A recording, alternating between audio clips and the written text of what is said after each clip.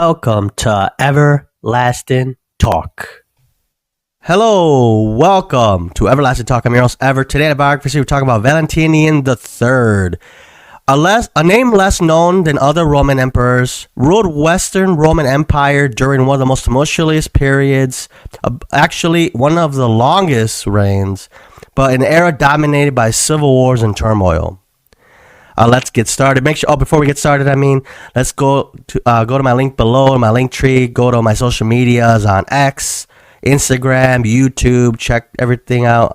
Check out every episode on Spotify. Get your merch on Spring, and we're also now on Buy Me a Coffee. So definitely go to the link below and definitely check it out. Valentinian III, at the time he was emperor. It was a time when the empire was crumbling, external invasions and other things were happening as well. His story is of a fragile ruler, more of a pawn in the hands of powerful generals than a sovereign with true command. Born Flavius Placidius Valentinius, later known as Valentinian III, born on July 2nd, 419 AD, in Ravenna, which is in northern Italy. It's in the same region as Bologna. So if you know where Bologna, Italy is, it's in that same region or the province. It's called the province was called Emilia something. I forgot the name but that's what's modern day Ravenna, Italy. A member of the Theodosian dynasty, a really influential family in late Roman history. His mother, Gallia Placidia, was a daughter of Emperor Theodosius I. His father was Constans III, who was briefly co-emperor of the Western Roman Empire. Unfortunately, his father would die when he was only 2 years old.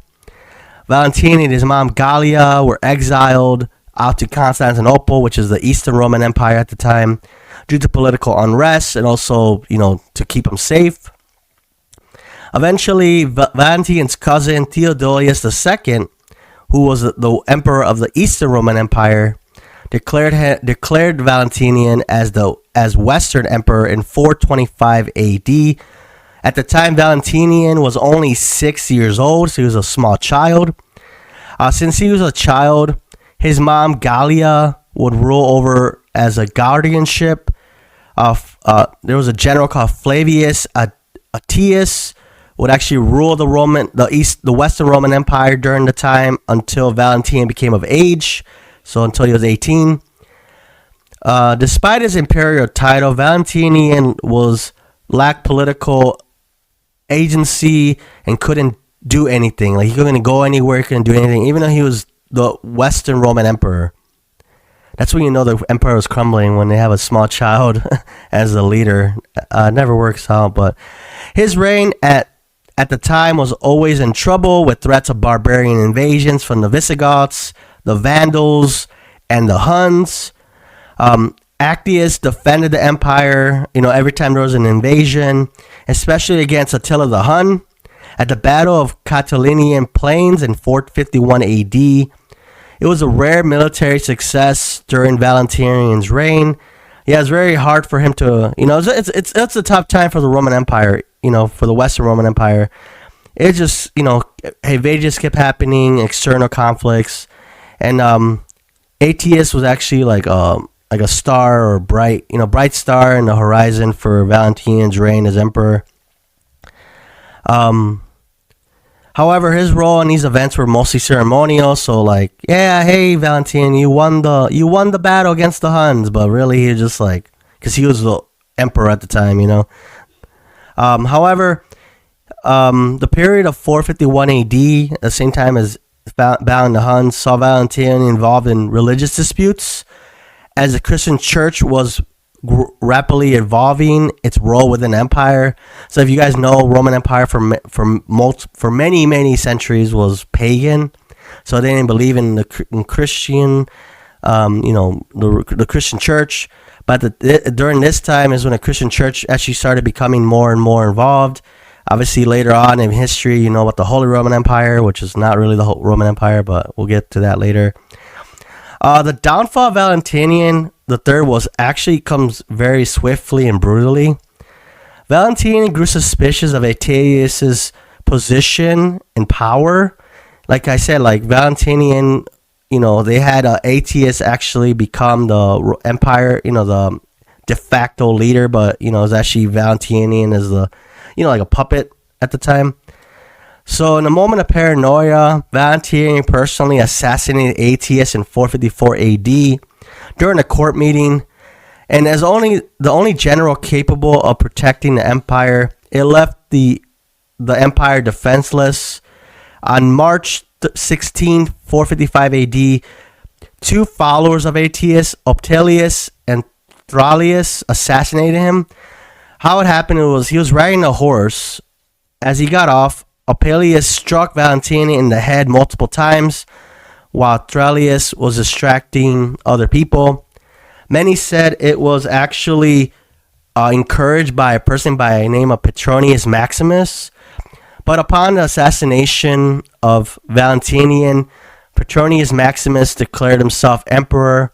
So people had a suspicion that he was involved because, right away he became emperor because Valentinian didn't have any heirs to the throne. But Petronius Maximus only lasted 11 weeks. As he himself was executed, he was stoned to death by the Roman citizens. So it was kind of like a really bad downfall for both Valentinian and Petronius, because Petronius obviously influenced the two gentlemen, two guys, Optelius and Thralius to assassinate Valentinian, but it backfired him eventually. Valentinian didn't see eventually what came of Rome. The Vandals came and sacked Rome, and that was the end of the Western Roman Empire. During the time, the Eastern Roman Empire was still there, but it was in due time when they fell too. Valentinian's the third legacy was a complicated one. His reign, while long, was over 30 years, which is a long time during that time, because some people lasted like 2 weeks. Like even Petronius lasted 11 weeks, which is crazy. It was a failure as internal and external threats overwhelmed the once mighty empire. His inability to assert control over his empire and assassinate Aetius accelerated the fall of the empire. So yeah, that was definitely a complicated history. People, like I said, he was really not well known, even though he was one of the last Roman emperors. But some things to check out is The Fall of the Roman Empire by Peter Heather. You can also check out The Last Roman Emperors, Valentinian III, and the End of the Western Empire by Andrew Gillette. Also check out Rome's Rise and Fall of an Empire, which is a documentary series. You could check it out. And yeah, that was Valentinian III. This one's a little bit more brief, but next time we're talking about Polish Emperor John III Sobieski, or it was as John III Sobieski. But yeah, make sure to thank you guys so much for joining me. Make sure to go to my social media. Check my links below. Check out my Instagram, X, YouTube. Check every episode on Spotify. Check us out on Twitch. Check us out now on Buy Me a Coffee. Definitely want to get more content out there. Probably do non-biographies, do more like rise and falls of, empires, or there's so much topics in history. It's so beautiful. History's so nice. But yeah, I'm going to do different things. I'm going to probably just post on there, or also on other social media contents. But yeah, thank you guys so much for joining me, and I'll see you at the next one. Bye. Thank you for listening to this episode of Everlasting Talk. For more content, follow us on Twitch, Twitter, YouTube, and Instagram at Everlasting Talk. Thank you.